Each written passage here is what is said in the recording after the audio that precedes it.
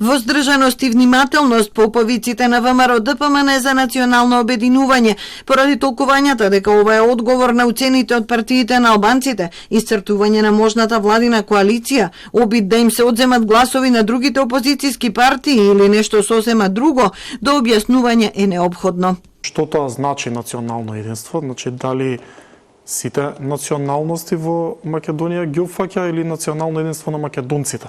Доколку одиме на оваа прва варијанта, очигледно нема партија од албанскиот политички блок, а на вторава изостанува Социјалдемократскиот сојуз.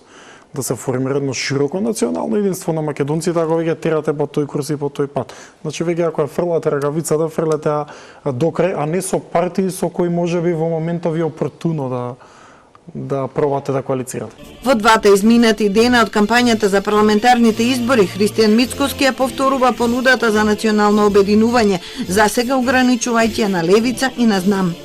Јас, доколку не повикам на национално обединување, би го погазил субстратот и идеологијата на мојата партија, затоа што ВМРО е демократска партија за македонско национално единство.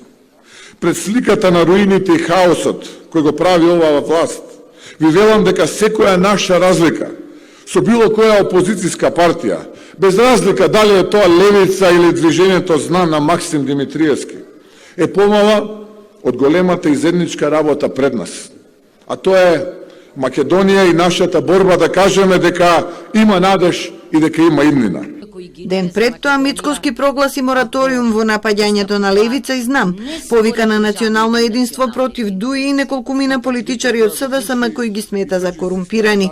Според СДСМ, единствен мораториум во главата на Мицкоски е мораториумот за интеграција на државата во Европската Унија. Лидерот Ковачевски се сомнева дека опозиционерот има намера да го одложува членството во ЕУ, па дури и за секогаш да ја спушти рампата за евроинтеграции.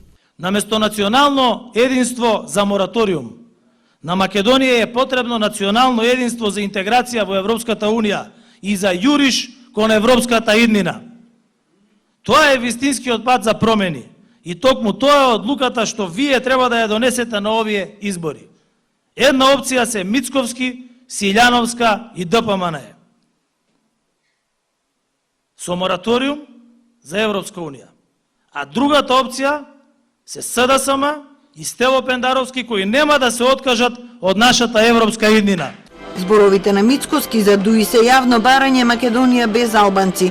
Го повикуваат опозицијскиот блок на албанците да не станува алатка за руската агенда. Вокабуларот на Мицкоски не е само против договорите од Преспа и со Бугарија, туку и против Охридскиот, барајќи враќање на државата пред 23 години.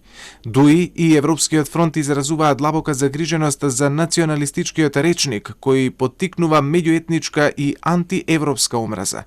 Ја повикуваме опозицијата на албанците да се вразуми и да не стане алатка на руската агенда, што ја прокламира ВМРО ДПМН и нивните гласноговорници.